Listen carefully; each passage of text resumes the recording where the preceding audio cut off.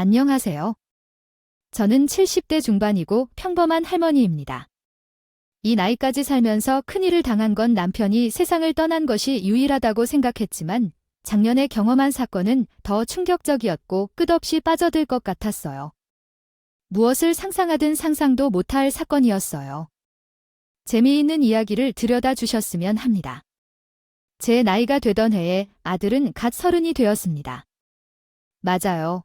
제게는 다른 아들이 40이 된 셈입니다. 남편을 여의고 홀로 애를 써가며 아들을 좋은 대학에 보내고 대기업에 취직시켜 주었어요. 아들은 반항도 없이 착하게 잘 자라주었답니다. 아들을 키워내고 가정을 이룬 후에는 잘 사는 것만을 보면 더 이상 나이가 들지 않았어요. 그래서 결혼할 생각은 없느냐고 물었더니 글쎄요, 녀석이 벌써 결혼할 여자가 있다고 해서 집으로 데려온다고 합니다. 겁니다. 순진한 맥주인 줄 알았는데 그 모습이 아니었더라고요. 그래서 며칠 뒤 며느리를 맞을 생각에 만찬을 준비하고 기다렸습니다. 이웃과 아들의 손을 잡고 들어온 예비 며느리는 정말로 아름다웠습니다. 제 며느리가 될 아이라는 것이 아니라 진짜로 그렇게 아름다운 아가씨는 일은 평생 처음이었습니다. 저는 감탄하며 살을 자아내며 어디서 이렇게 아름다운 여자를 데리고 왔느냐고 연말하며 호들갑을 떨었습니다. 며느리의 외모만큼이나 성격도 참 좋았습니다. 트집 잡힐 게 하나 없을 만큼 예에 바르고 한마디를 해도 참 예쁘게 하더라고요. 이런 며느리를 반대할 이유가 전혀 없었기 때문에 몇 번 보고 나서 바로 상견례를 했습니다. 자료에 글을 올바른 문법으로 다시 작성하였습니다. 잡시고 말씀드렸습니다. 사도 내에서는 나보다 한참 젊은 분이었고 며느리와 닮아서 성품이 훌륭해 보였습니다. 우리는 기분 좋은 대화를 나누며 아이들의 신혼의 호수를 적당히 하기로 약속했습니다. 제 아들은 취직한 지 1년도 되지 않아서 모아둔 돈이 거의 없었고 제가 신혼집을 대출 없이 큰 아파트를 마련해 주었습니다. 제 개인 재산도 꽤 있었고 남편이 남겨준 유산도 있어 아끼지 않고 10억대의 아파트를 결혼 선물로 건네주었습니다. 아들과 며느리는 결혼 이후에 둘이서 행복하게 함께 지내고 있었지만 저를 보러 거의 오지 않았어요. 이게 너무 서운하고 섭섭해졌는데 사람들의 이야기를 들어보니 시집가서 자주 출입하는 며느리가 세상에 몇이나 되겠느냐며 그냥 멀리서 잘 살기만 하는 것이 좋다고 하더라고요. 보고 지내는 것으로 만족하라고 하더군요. 하지만 저는 소중한 아들과 아름다운 며느리의 얼굴을 매 순간 보고 싶어서 일주일에 한 번씩 아들의 편안한 집에 찾아갔습니다. 잠깐이라도 자식들의 얼굴을 보면 행복했기에 며느리가 무슨 생각을 하든 제 욕심대로 움직였습니다. 다행히 며느리는 제가 자주 신혼집에 오는 것을 좋아해 주어서 마음 놓고 자주 놀러 갔죠. 그렇게 몇 달간 즐거운 시간을 보내고 있던 중 기쁜 소식이 하나 더 생겼어요. 며느리가 임신 소식을 알렸다고요. 저는 손을 조마실 생각에 너무 기뻐서 그 자리에서 덩실덩실 춤을 추었죠. 그리고 사랑스러운 며느리를 끌어안고 고맙다는 말을 했습니다. 며느리, 고맙다. 정말 고마워. 드디어 손주를 보게 된다니 생각보다 너와 닮은 아이가 태어난다면 분명 훌륭하고 아름다운 아기가 될 거야. 나도 손자를 처음 보게 될 거라니 기대하지 않았는데 정말 기쁘구나. 어머님도 결혼하면 아이를 가진다는 것이 당연한 일이긴 하지만 무슨 고맙다는 말인지 모르겠어요. 저는 며느리로서 이런 일이 당연한 것이니 받아주시면 돼요. 그래도 너무 감사합니다. 앞으로 내가 얼마나 더 살지는 모르겠지만 30살을 넘으면 그만큼 안심이 되잖아요. 겉으로는 감사해 주시는 것 같아서 선물을 달라고 하더라고요. 조금 어색할 수 있었겠지만 말을 들어보니 어떻게 설득이 되었는지 모르겠어요. 어머님, 제 친구들은 아이를 낳았을 때 시댁에서 돈도 받았고 외제차도 선물로 받았다고 하더라고요. 어머님, 저도 선물 같은 거 해주시면 안 될까요? 아, 아니다. 괜히 말했어요. 했네요. 못 들었던 것으로 하세요. 선물 주세요. 요즘은 다들 아이를 낳으면 그게 선물을 받는다고 하지? 내가 그것을 생각하지 못했구나. 어머님, 신세가 되시네요. 보수적인 분이면 내 말을 이해하지 못할 텐데 역시 어머님은 훌륭한 인품을 가지셨어요. 저는 기쁨과 환희를 느끼고 있어 며느리의 말이 전혀 기분 나쁘지 않았어요. 그래서 받고 싶은 선물이 뭔지 다 말해보라고 했습니다. 며느라, 내가 못해줄 것이 뭐가 있겠니? 너처럼 예쁘고 아름다운 아이를 며느리로 들인다다. 내 손주까지 가졌다는데 돈을 아끼려는데 뭐 하겠어. 가질 만한 것이 있으면 말해주세요. 이 시이가 다 해줄 테니까. 아마 제 나이에 손주 소식을 드신 것 같습니다. 분들이라면 아마가이고 콩팥이고 다 빼줘도 아깝지 않을 만큼 기쁘다는 걸 아실 겁니다. 어쨌든 제가 모든 걸 다 해주겠다고 하자 며느리가 현금으로 1억 원을 달라고 하는 겁니다. 요즘 며느리들 사이에서 유행인데 손주를 낳아주면 시댁에서 억소리가 나는 돈을 준다는 겁니다. 조금 당황스럽긴 하지만 제가 살아봐야 얼마나 살겠어 하는 마음으로 저에게 있는 1억 원을 며느리에게 바로 입금해 주었답니다. 그리고 이듬해 며느리가 매우 건강하고 귀여운 손자를 출산했습니다. 손자를 안아보자 세상 모든 걸 다 가진 기분이었습니다. 아들이 태어났을 때보다 더 행복하고 기쁘더라고요. 그래서 저의 손자를 위해 오래오래 살아야겠다는 결심을 했답니다. 건강하게 자라는 것도 보면서 성장함으로써요. 멋진 청년이 되는 것도 보면서 말이에요. 하늘이 허락한다면 손자가 결혼해 잘 사는 것까지 다 보고 떠나야겠다는 마음을 품었어요. 이제부터 행복한 일만 남았네요. 매일 아침에 눈을 뜨는 것이 저에게는 축복 그 자체였어요. 며느리가 육아를 힘들어해서 대부분의 시간을 손자를 키우는 데 썼어요. 저에게 미안해하며 손자를 맡겼지만 오히려 저에게 손자를 맡긴다고 해서 너무 좋았어요. 그렇게 해가 2번 바뀌는 동안 행복은 그대로 유지되었고 나이가 들어가도 더할 나위 없었습니다. 그러던 어느 주말에 손자를 안고 마트에 갔어요. 아들과 며느리가 좋아하는 반찬을 만들어주려고 자료를 바리바리 써서 유모차를 끌며 집으로 돌아가는 길에 며느리 모습이 보였어요.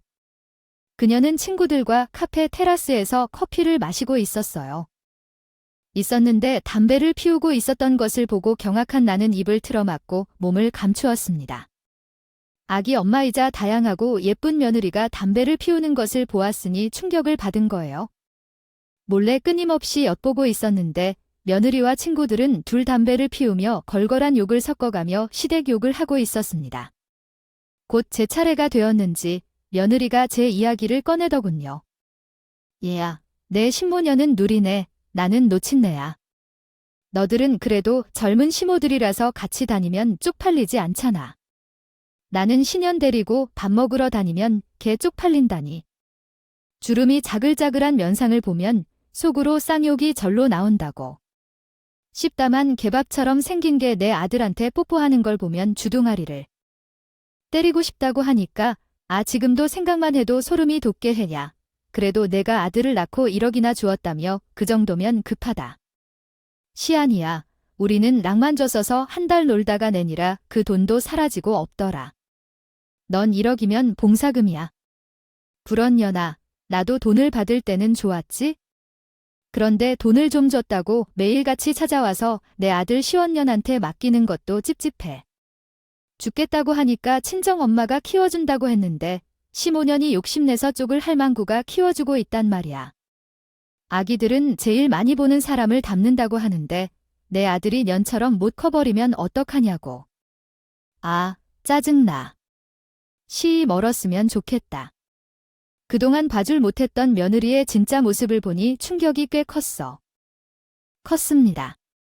게다가 나를 어떻게 생각하는지 직접 들어봤을 때 가슴이 무너지는 느낌이었습니다. 못난 것처럼 쭈글거리는 노인이자 손자를 떼어내고 싶은 존재로 여기니 꺼리치기가 좋지 않았어요. 하지만 며느리가 뒤에서 무슨 이야기를 하든 신경 쓰지 않기로 결심했습니다. 며느리들이 이에 대해 수다를 떠면 더 미워하게 될 것 같아도 참고 넘어가기로 마음먹었습니다. 물론 며느리가 전처럼 예쁘게만 보이지는 않았습니다. 제 앞에서는 조용하고 예의 바른 척을 계속하는데 모든 것이 가식적으로 보여서 웃음이 이전처럼 나오지 않았습니다. 며느리는 아들을 낳았을 뿐만 아니라 벼슬까지 한 줄 알았는데 갈수록 더 심하게 놀더군요. 그동안 참아왔던 친구들과 놀아야 한다며 아들이 퇴근하고 집에 가 밥을 얻어먹지 못했습니다. 매일 수치화 들어와 꼬장을 부리는 거 얘기를 하던데 아들이 우울증 생겨서 그런 거라고 하더군요. 나는 모른 척하라고 했대. 그런데 며느리의 이런 행동은 석 달이 지나도 계속됐어.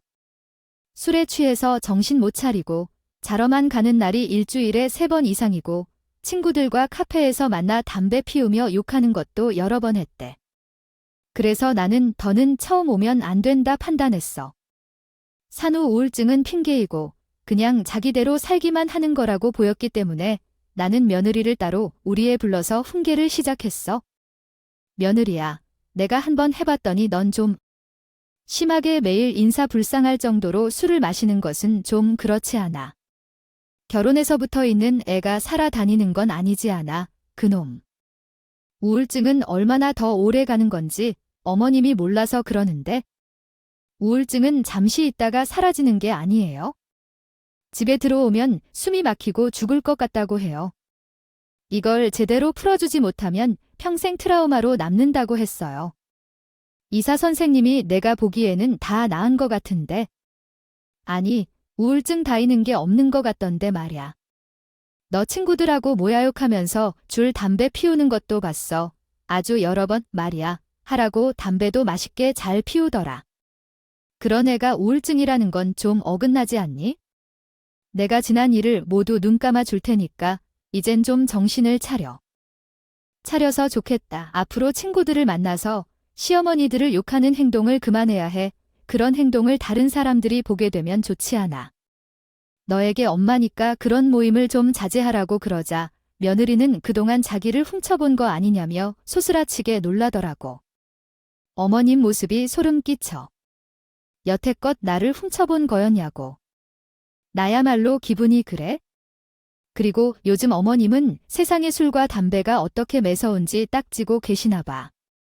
내 엄마는 담배 피우고 술 마시는 게 안 되나요? 알아듣게 좋은 말로 했다고 생각하는 거냐? 지금 나를 따지나? 내 엄마가 몸에 좋지 않은 일을 하지 말아야 하는 건 당연한 일이야. 내가 하는 건 도덕적으로 잘못되었고 건강에도 치명적이야. 진짜 짜증나. 어머님 내가 태어날 때 아니랄까봐.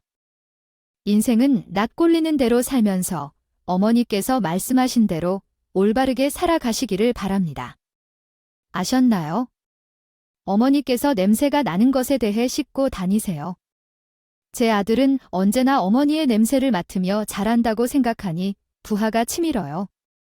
며느리가 제 말을 무시하자 큰 충격을 받아 아무 말도 하지 못했습니다.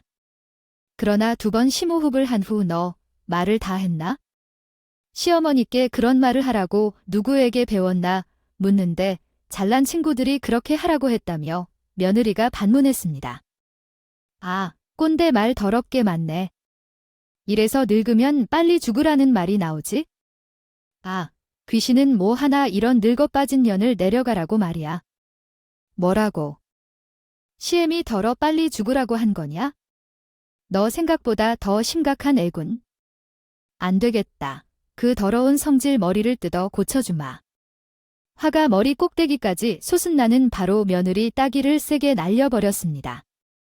제 손끝이 야무지고 힘이 좋아서 한 방에 며느리를 쓰러뜨렸고 그러자 며느리가 패악질을 하며 넌 왜 때리냐고 따지더군요. 그래서 한 번 더 있는 힘껏 귓방망이를 날렸습니다. 어찌나 세게 들어갔는지 며느리는 휘청거리다가 뒤로 넘어갔답니다. 저는 며느리를 내려다보며 말했습니다. 다시 한번 말해봐라네. 친구들과 떠들던 대로 똑같이 짓거리 보라고 빨리 죽으라고 말해보란 말이야네. 내가 무슨 잘못을 했다고? 때리려고 하지 않을 수 없을 겁니다. 어머님을 고소하겠다고 그래 해봐라. 난 너의 실체를 다 까발리고 내 아들하고 이혼시키겠어? 누가 이기는지 붙어보자고. 며느리는 저에게 따개를 맞고 머리가 흔들렸는지 비틀거리며 제 집에서 나갔습니다. 그리고 저는 바로 아들에게 전화를 걸어 며느리가 어떤 년인지 하나부터 10까지 다 말해주었답니다. 아들은 잠시 생각할 시간을 달라며 전화를 끊었습니다. 아무래도 자기 엄마한테 함부로 한 년과 같이 살 수 없으니 고민하고 있는 것 같았어요. 그런데 이튿날 아들은 전화 대신 제 집으로 찾아왔습니다. 혼자가 아닌 며느리를 데리고 왔죠. 무슨 말을 하려는지 일단 들어보기로 했습니다. 그러나 제 예상과 완전히 빗나간 말을 시작했습니다. 아들이 한숨을 쉬며 저에게 볼 때마다 소리를 하더군요. 엄마. 거짓말을 하고 그러세요? 착한 며느리를 왜 막말하고 못돼 처먹은 며느리로 만드냐고요? 이 사람한테 다 들었어요. 어제 손자 보느라 힘들다면서 제철을 교육시키면 따기까지 다면서요. 엄마, 그런 사람인 줄도 몰랐어요. 뭐야? 내가 손주 보기 힘들어서 철을 때렸다고? 얘가 그렇게 말하니 이게 참 어이가 없네. 넌 내 말을 믿지 않고 저 여우년 말을 믿는 거야? 아들은 며느리 말을 믿는다며 저를 이상한 노인들로 취급하더니 엄마 나이가 들면 질투도 심해지고 정신연령도 낮아진다고 들었어요. 엄마도 예의가 아니었나요? 어제 후회하셨나요? 그럼 그 사람에게 먼저 사과하고 그리고 저와 같이 병원에 상담을 받으러 가실 건가요? 아니에요. 난 괜찮아요. 그 여은이가 아닌 저한테 늙으면 빨리 뒤지라고 했다고 하면서 나를 대들었다고 합니다. 그뿐만 아니라 제 친구들과 함께 내 욕을 실컷 토하고 냄새나고 늙고 못생긴 15년이라고 막말을 했다고 합니다. 엄마, 그게 말이 되는 것이라고 생각하시나요? 그리고 제가 그 말을 믿을 거라고 생각하신 건가요? 엄마, 빨리 잘못을 시인하고 사과하는 게 좋을 거예요. 안 그러면 저도 엄마 얼굴을 못 볼 것 같아요. 아들까지 제 말을 믿어주지 않는다니 화가 날 것 같습니다. 결국 온몸에서 화가 솟구쳐 나와 소리 지르며 며느리에게 달려들었습니다. 그러자 아들이 저를 바닥으로 밀어 넣었습니다. 밀어버렸어요. 엄마, 지금 뭐 하는 거예요? 진짜 하기 싫으면 하지 말아요. 너 지금 엄마 밀친 거예요? 아이고, 집안에 여자가 잘 들어와야 한다더니 그렇게 하는 소리네요. 아이가 억울해서 미쳐버릴 것 같아요. 너희 둘 다 보기 싫으니까 나가세요. 나한테 무릎 꿇고 빌기 전에는 결코 찾아오지 마세요. 그래서 그런지 아들에게 드리려는 말이라도 해주었겠죠. 이에 대해 바로 알아들었고 등을 돌리고 나가버렸어요. 저는 바닥에 쓰러진 채로 계속해서 소리를 질렀네요. 아들은 그날 이후로 제 집에 오지 않았습니다. 물론 손자도 마찬가지였고요. 아들은 그렇다 하지만 눈에 안 아프게 손을 보지 못하니 미치겠더라고요. 손자를 보기 위해 제가 잘못이라도 없었는데 사과를 해야 했었던 거예요. 그냥 굳게 마음을 먹고 혼자 있기로 했어요. 살기로 결정했습니다. 나이든 사람에게 무례한 말을 하는 며느리, 연과 그녀의 편을 들며 엄마의 말을 믿지 않는 아들은 필요 없겠다 생각했습니다. 자식 상팔자라는 말이 가슴에 생겼고 살기로 하였네요. 녀석이 처음에는 눈에 아름답게 보였지만 몇 달이 지나니 조금씩 잊혀졌습니다. 아들이 저와 완전히 연락을 끊을 생각이었는지 아무 연락도 없더라고요. 아이고, 제가 삶을 헛되게 사도 한참을 허송해 봅니다. 아들은 내가 그리워하지 않은 것 같았습니다. 그렇게 3년이란 세월이 흐르는 동안 저는 혼자 살았습니다. 노인정에서 친구들과 만나는 것을 제외하고는 대부분의 시간을 혼자 보냈습니다. 텔레비전을 보거나 유튜브의 사연 채널인 이곳을 자주 방문하여 이야기를 듣곤 하였어요. 여기에도 저와 비슷한 사람이 몇 명 있는 것 같아 조금 위안이 되었네요. 그렇게 1년이 지난 후에 아들과 며느리, 그리고 손자가 예고 없이 제 집을 찾아왔습니다. 속으로는 자란 손자의 얼굴을 보고 기뻤지만 겉으로는 아무런 표정을 보이지 않았습니다. 너희들이 왜 여기 왔니? 맞닿을 정도로 친해진 사이는 아닌데 엄마가 말하며 이제 와서 잘 지냈니? 소중한 만남을 놓친 것을 후회하며 말했습니다. 나는 너희를 받아들일 마음이 없어. 큰 소리를 쳐대고 이렇게 나타나다니 소리내어 말했습니다. 년 동안 찾아오지 않다가 어째서 이제야 오는 거야? 며느리야, 너는 왜 그렇게 조용해? 살면서 뭘 배우고 있니? 아니면 연기 연습 중이니? 며느리가 계속 말을 이었습니다. 고개를 숙이고 있는 제가 그때처럼 똑같이 해보라고 소리를 질러봐도 가만히 서 있는 꿀 먹은 벙어리처럼 있었어요. 그러자 아들이 지난 일은 그냥 다 묻고 앞으로 잘 지내보자며 말하면서 무릎을 꿇었고 더라고요. 제가 며느리가 한 짓을 또 말해봐도 믿을 만한 것 같지도 않았고 과거 일을 계속 떠들어대면 저만 치사노인이 될 것 같아서 길 한숨을 쉬며 아들을 받아주었습니다. 그런데 저를 찾아온 이유가 다름이 아닌 돈 때문이었습니다. 엄마, 우리 집 날렸어요. 이 사람이 주식 투자를 해서 재미를 좀 봤는데 우리를 대체로 받아서 했는데 싹 다 날렸다고. 며칠 전에 집이 경매로 넘어가서 처가에서 지내고 있어요. 엄마, 죄송한데 우리 집 좀 도와주실 수 있을까요? 그러니까 지금 너희들이 살 곳이 돈이 없어서 돈을 뜯어내려고 날 찾은 것이냐? 내가 보고 싶어서 왔는 게 아니라 아주 가지가지하네. 3년 만에 나타나서 나한테 집사를 달라고 하면 내가 떡하고 통이라도 줄 것을 믿었느냐? 어림도 없는 소리. 난 너희와 인연을 끊었다. 나한테 자식은 없다는 말이야. 엄마, 아무 말을 그렇게 또 하지 마세요. 천륜을 어떻게 끊겠어요? 저희는 정말 엄마가 진심으로 보고 싶고 그러다고요? 게다가 엄마 손자가 매일 엄마를 찾고 있다고 하고요. 저는 그런가 하면서 혀를 내물고 있었는데 손자의 얼굴을 보니 저도 모르게 화가 사그라들었습니다.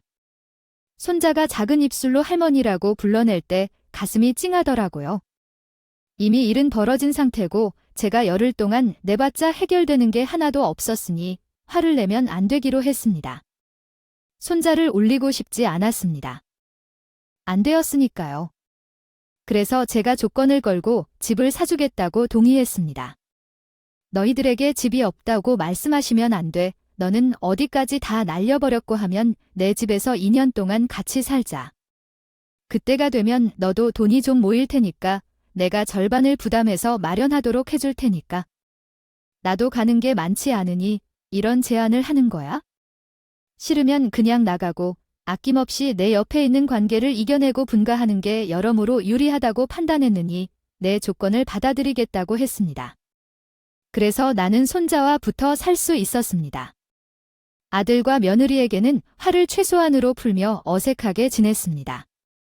오직 손주와 오붓한 시간을 보내기 위한 제안이었죠. 그러나 몇 주 뒤에 며느리가 말도 안 되는 부탁을 하더군요. 어머님. 요즘 애들은 교육이 빠르다는 걸 아시죠? 그래서 말인데 어머님이 현이를 영어 유치원에 보내주시면 안 될까요? 이제 9살이 된 애를 영어 유치원에 보내자고요. 아직 우리말도 제대로 못 쓰는 애를 영어에 보내기에는 너무 이르다고 생각이 들어요. 그건 어머님이 몰라서 하는 말이에요. 한글을 잘 모를 때부터 시작해야 영어를 제대로 배운다고 어머님. 우리는 나중에 현이를 유학 보낼 생각이에요. 누구보다 잘 나게 키우고 싶다고요. 지금부터 준비하는 것도 빠른 거 아니에요? 현이가 1살 어린 애들도 영어 유치원에 다니니까 아이고. 세상이 어찌 다르게 변했냐? 나는 그가 건강하게 잘 놀면서 자라긴 좋겠는데 무엇보다 어머님은 현빈이가